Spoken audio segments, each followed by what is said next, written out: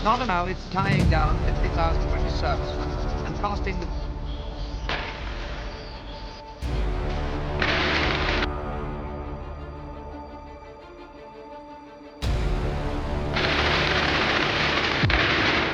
Di jantung Pulau Borneo yang misterius, di mana hutan rimba tak tertembus cahaya matahari, dan sungai-sungai berliku seperti ular beracun, sebuah perang senyap meletus.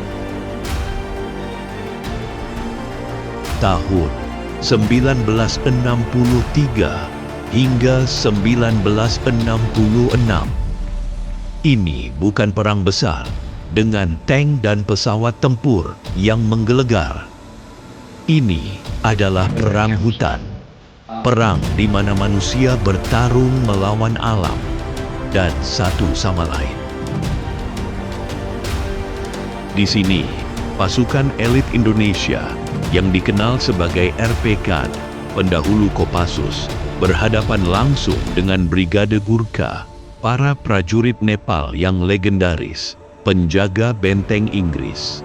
Darah tercurah di tanah basah, mimpi-mimpi hancur di antara akar-akar pohon raksasa.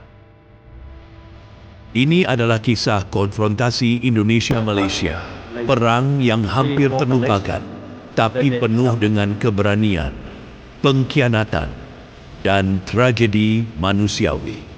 Selamat datang di Borneo Jungle War. Tahun 1963, dunia sedang bergolak dengan perang dingin.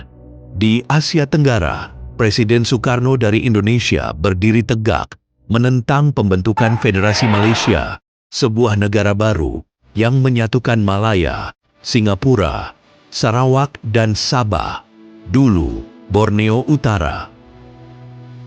Bagi Soekarno, ini adalah konspirasi imperialis Inggris untuk mempertahankan pengaruhnya. Ganyang Malaysia, serunya, memicu apa yang disebut konfrontasi, sebuah perang tak resmi, di mana Indonesia mengirim sukarelawan dan pasukan khusus untuk menyusup ke wilayah Malaysia di Borneo. Tapi ini bukan sukarelawan biasa. Mereka adalah para pejuang terlatih, dipimpin oleh RPKAD, Resimen Para Komando Angkatan Darat, yang kelak menjadi Kopassus, pasukan elit Indonesia yang tak kenal takut, dilatih untuk operasi gerilya di belantara. Di sisi lain, berdiri Brigade Gurkha, para prajurit dari pegunungan Nepal, direkrut oleh Inggris sejak abad ke-19. Mereka adalah mesin perang hidup, pendek, tangguh, dengan kukri, pisau melengkung yang bisa memenggal kepala musuh dalam sekejap. 8 batalion Gurkha dikerahkan ke Borneo di bawah komando Mayor Jenderal Walter Walker, seorang veteran perang hutan. Walker membentuk pasukan multinasional Inggris, Australia, Selandia Baru, dan Malaysia. Tapi Gurkha lah yang menjadi tulang punggung. Mereka yang patroli berhari-hari di hutan lebat tanpa suara, seperti hantu rimba. Mereka tahu, di Borneo musuh bukan hanya manusia, tapi juga malaria, ular berbisa, dan hujan yang tak pernah berhenti. Konflik dimulai dengan pemberontakan di Brunei, Desember 1962. Pemberontak TNKU, Tentara Nasional Kalimantan Utara, didukung Indonesia, merebut kota-kota seperti Seria dan Limbang. Tapi Gurkha dari 1-2 Gurkha Rifles dan Queen's Own Highlanders merespons dengan cepat. Dalam 4 aksi kilat, mereka hancurkan pemberontak. Azahari, pemimpin pemberontakan, melarikan diri ke Indonesia. Ini adalah pembuka, sebuah isyarat bahwa hutan Borneo akan menjadi medan perang berdarah. Pada April 1963, incursion pertama tercatat, serangan ke pos polisi Tebedu di Sarawak, 3 mil dari perbatasan. Pasukan Indonesia, campuran sukarelawan dan reguler, menyerbu. Tapi Gurkha dari 210 Gurkha Rifles membalas di Tawau, Sabah. Mereka hancurkan incursion, menunjukkan bahwa perbatasan tak akan mudah ditembus. Soekarno marah. Ia tingkatkan intensitas, kirim pasukan reguler, termasuk RPKAD Batalion 2. Di Nangabadan, dekat perbatasan Sarawak, 3 pelatih RPKAD latih 300 pejuang. Mereka siap untuk perang gerilya. Agustus 1963, Battle of Long Jawai, pertempuran yang mengguncang hutan pusat Divisi Ketiga Sarawak, dipimpin Mayor Mulyono Sorjowardojo dari RPKAD, pasukan Indonesia, campuran reguler terlatih dan sukarelawan, menyusup dalam kekuatan kompi. Mereka tuju desa Long Jawai, eksploitasi perpecahan etnis di Sarawak. Dengan disiplin api tinggi tapi boros amunisi, mereka serang sekolah dan posisi baru yang dijaga 6 Gurkha dari 26 Gurkha Rifles, 3 polisi lapangan, dan 21 Border Scout. Malam itu, hujan deras membasahi daun-daun raksasa. Para Gurkha dan sekutunya terisolasi, radio rusak. Mereka bertahan 2 hari tanpa bantuan. Akhirnya, berita sampai ke markas Gurkha. Reaksi kilat, seluruh armada helikopter Wessex Royal Navy dikerahkan. Gurkha lakukan serangkaian kontak, patroli, dan penyergapan.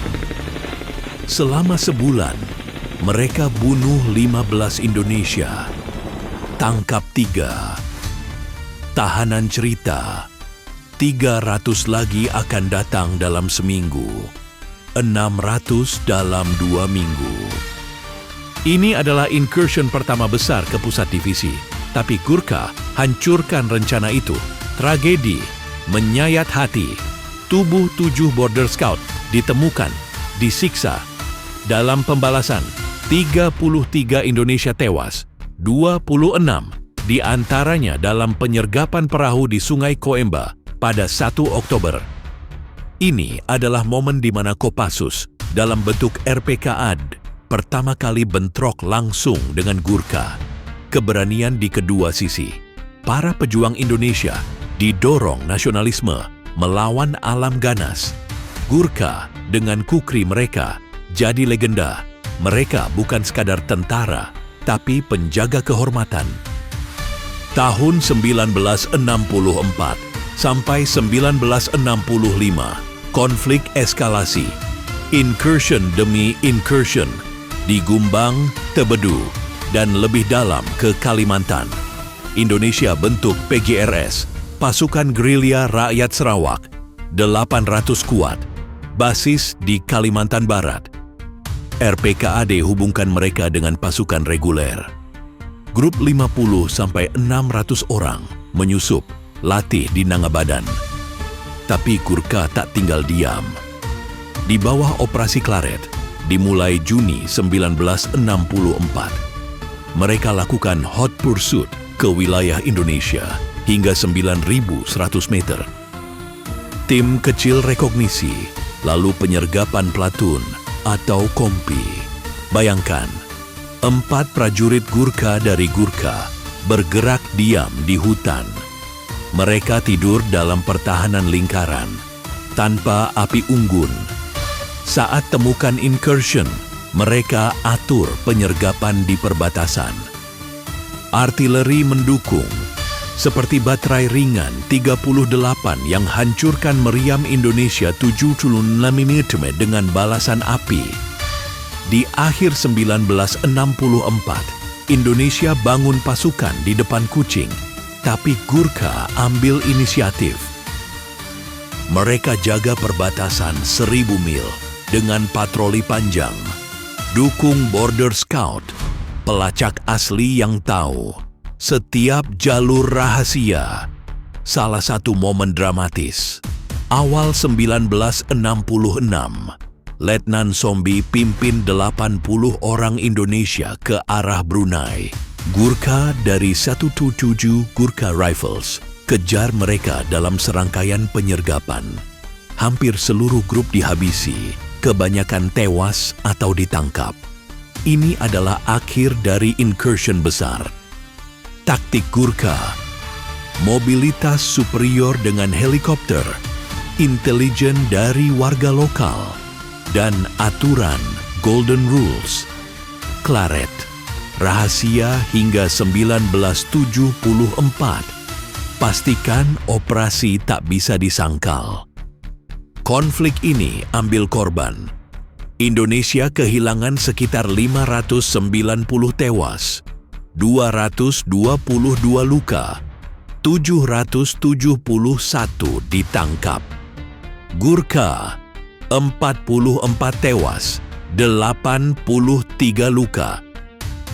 Pada 11 Agustus 1966, perjanjian damai di Bangkok akhiri segalanya. Soekarno jatuh, diganti Soeharto. Malaysia diakui. Borneo Jungle War mengajarkan, di hutan, keberanian tak cukup, strategi, adaptasi, dan hati manusia yang menentukan. Hari ini, perbatasan itu damai, tapi bekas luka perang tetap ada di ingatan para veteran. Apakah ini akhir dari konflik? Atau hanya jeda? Hutan Borneo tahu jawabannya, tapi ia diam selamanya.